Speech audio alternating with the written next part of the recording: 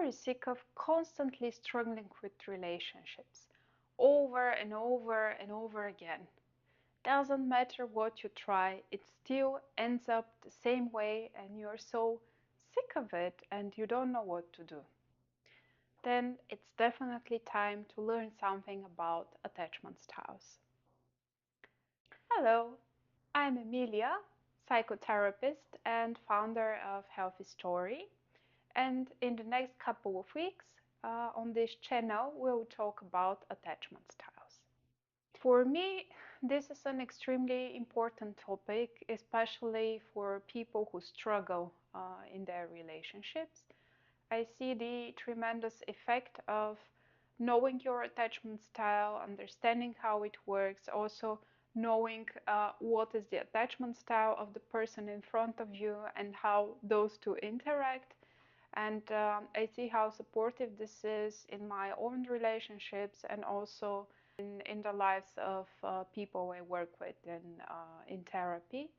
That's why I decided that we will focus uh, for the next couple of weeks on this channel, on this topic, so that you might benefit of it as well. What are attachment styles and where did it start?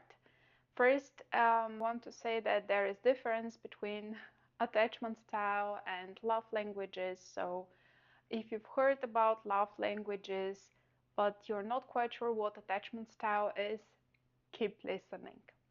Where did attachment styles come from? John Bowlby is the creator of the attachment theory, and in the 50s he observed young children with their mothers. He put them in a room with different toys there. Their mom was there for a while, then she went out of the room and then she came back. And Bowlby and his team observed the reactions of the child. They were quite different. Some children didn't react at all when the mom left the room. They just ignored that she's not there anymore. Other children started crying and wouldn't calm down until the mom came back. And even when she was back, they kind of clinged onto her. They didn't want to play. They just wanted to be with their mom. And other children, they got upset. They could calm down. When the mom came back, they were happy to see her, and then they returned to their play. During this observation, Bowlby and his team, and afterwards also Mary Ainsworth, they found 4 category of patterns, so to say, and this was the foundation for the 4 attachment styles, which are secure, anxious, avoidant, and disorganized attachment style. The attachment style, it's a pattern of relating and attaching to the other person that gets developed till the second year of the child, but afterwards keeps getting conditioned, so to say. So the experiences after the second year can confirm the attachment style or can help the child develop another attachment style, depending on the environment. So the attachment style is entirely learned. It's not genetic, but it's according to the environment that the child grows up in. And this is great news because it means that we can change our attachment style if we see that it is not functioning well at the current moment. The goal of the attachment style is for the child to adapt it to the environment, to adapt to the people around them, so that it can survive and it can grow up. And it does a marvelous job for children to survive. However, when we grow up, we don't just forget it. We keep using it until we learn something that it's more suitable for the current environment.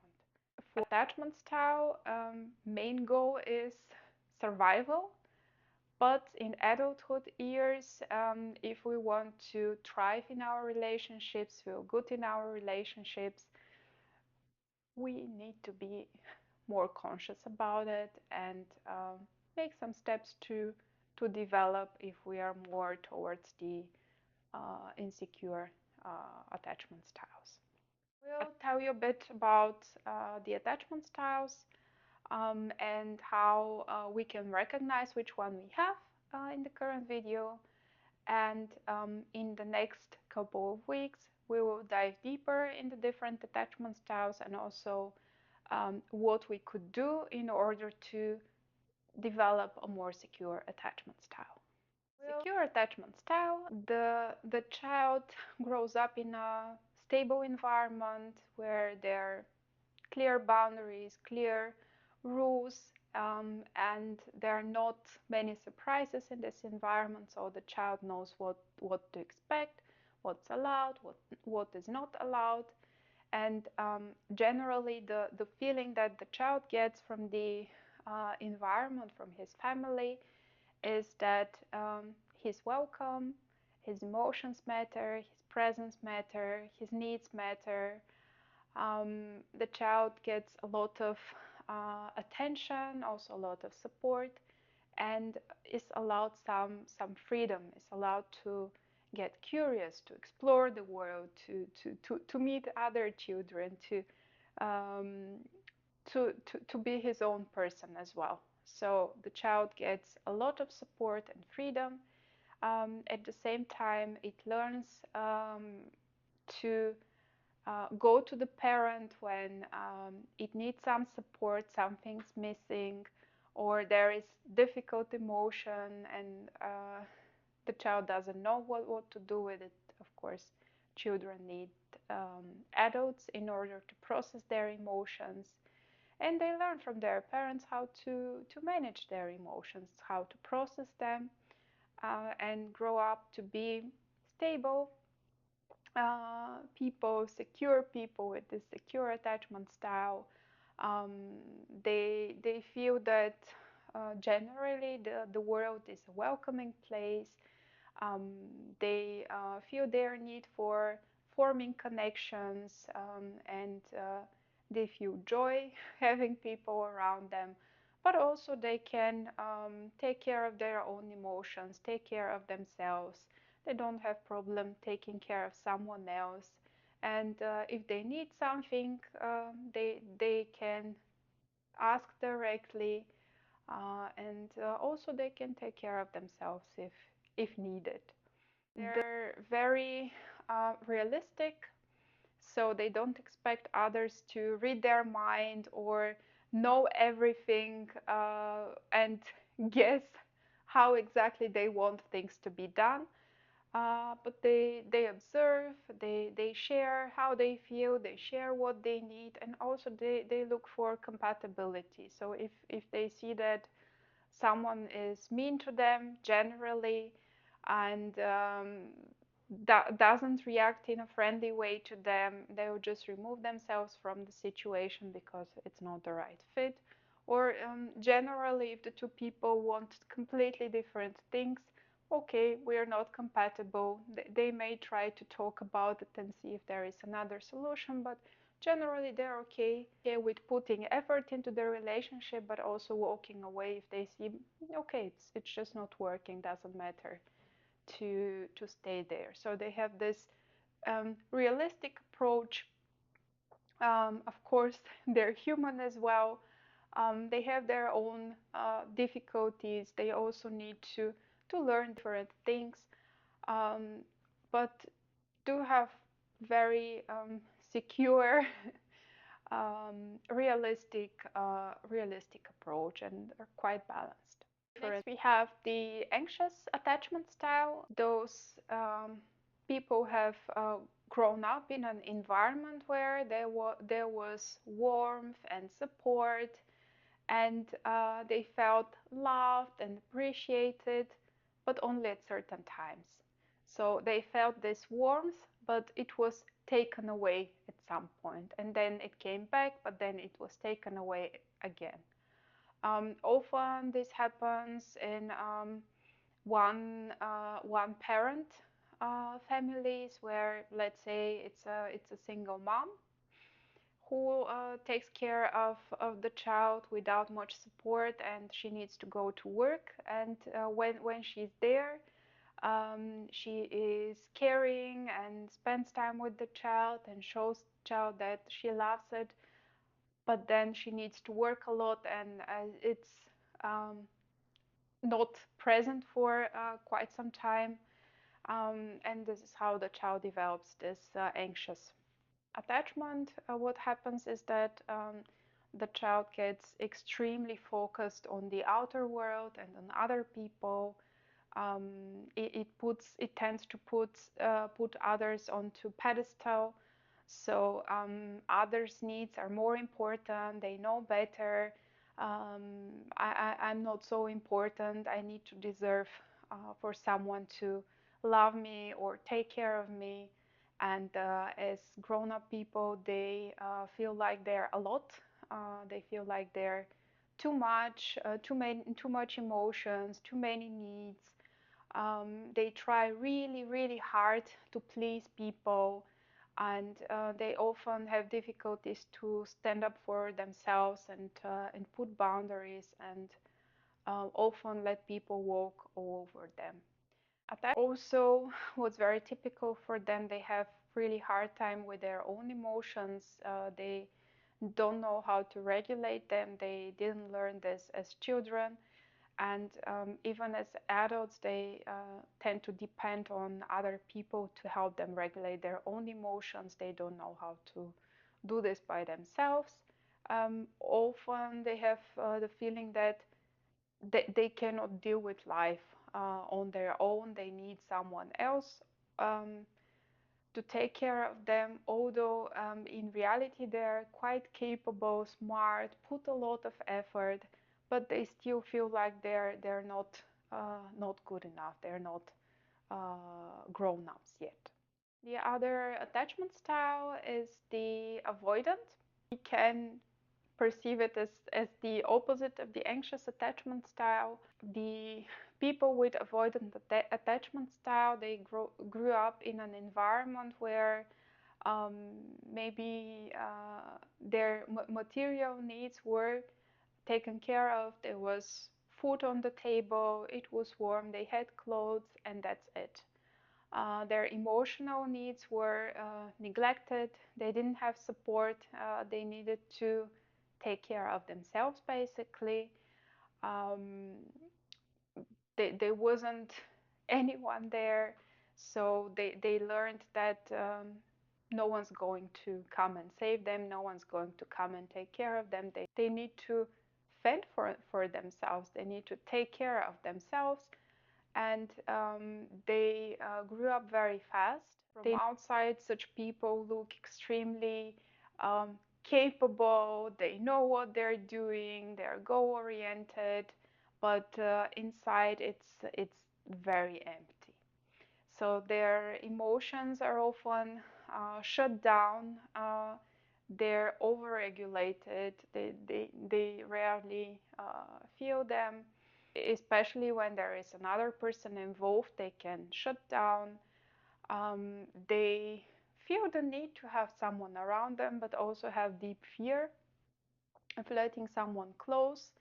And generally, their idea of relationships is that I'll take care of myself, you take care of yourself, and we just spend some time together, and that's it. They don't ask usually for other people to take care of their needs, and they cannot stand other people asking them for something. They usually imagine that other people will never be satisfied no matter how much they try. So what's the point of trying? In some situations, people who have avoidant attachment style, it can be that they grew up in an environment where the parent let go of their parent responsibility and put it onto the child. So the parent was using the child for emotional regulation or to take care of themselves. So again, the child needed to grow up very fast in order to deal with the situation.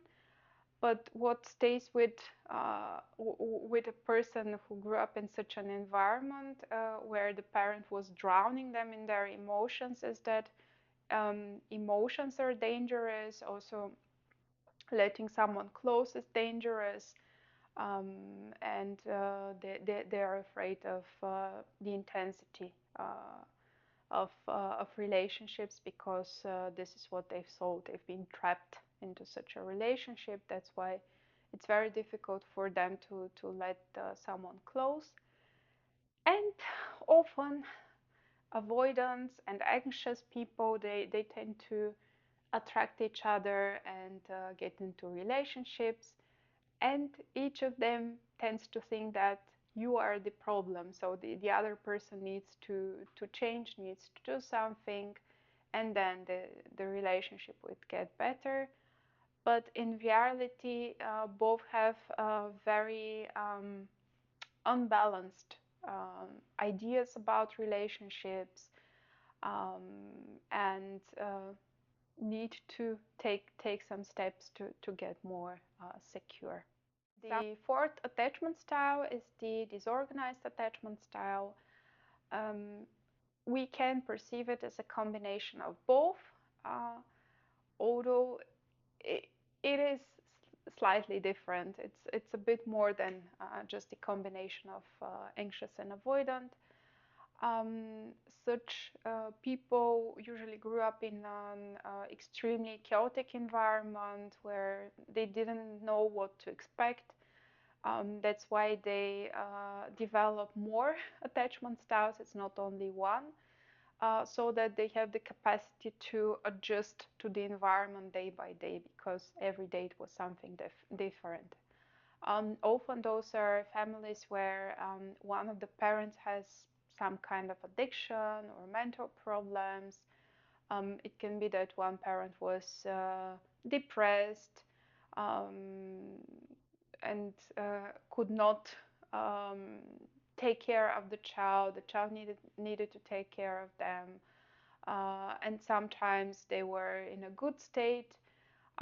It could be that, let's say, one of the parents wasn't there generally, either divorced or they're physically present but emotionally are not there, don't connect to the child, don't take care of the child, and then the other parent gets really destabilized from this relationship with the other parent, and regarding to how is it going, sometimes they're sweet and nice and gentle and take care of the child, and then there are other days that they're rude, that they're shouting at the child, or that they ignore the child and don't want to take care of it. So basically the child never knows what is it going to get. um, that's why the focus of the child is always outside to scan the environment for threats. Also, they're very good at feeling the emotions of others and to see what they need, what to do in order to make sure they will survive. Those children grow up, they are extremely adaptive, and at the same time, very irritable towards sudden changes. So they can handle well changes, but if it's sudden, or if there is a good structure that functions well and all of a sudden someone wants to change it, they're not happy with it. In their relationships, you never know what you get. Um, it's very difficult for many people to kind of see, okay, is this avoidant, is this anxious attachment style, what's going on? Because from relationship to relationship, they can be extremely different depending on the partner. They're a bit like water, so they adjust according to the partner and to the environment. And let's say if a partner is a bit more anxious and tends to cling on to them, they can go to more to the avoidant side. And if a partner is more avoidant, more pulled back, They can go more to the anxious side, or there are some cases where within the same relationship they tend to go between avoidant, anxious, like they change. Mm, so it's different. In order to see if you have a disorganized attachment style, it's important to have a look into your patterns throughout several relationships. Don't take only the last one, because you could have been in one or the other extreme, but this doesn't show the whole picture. Basically, people with disorganized attachment style, they uh, feel the need to connect to someone, but also feel that closeness is threat, and they need to protect themselves from it. That's why it's this ambivalence on their side. They make step forward and step back, and often leave the other person confused. What's going on? Do you want to be with me, or you don't like me? What's going on? They often give mixed signals, exactly because of this ambivalent dynamic in them, that I want closeness, but I'm also so afraid of getting hurt that I don't want to come close. Those are the four attachment styles. If this video was useful for you, subscribe to our channel or let me know in the comments below. And if you want to know more about the attachment style, stay tuned for our next videos on the topic.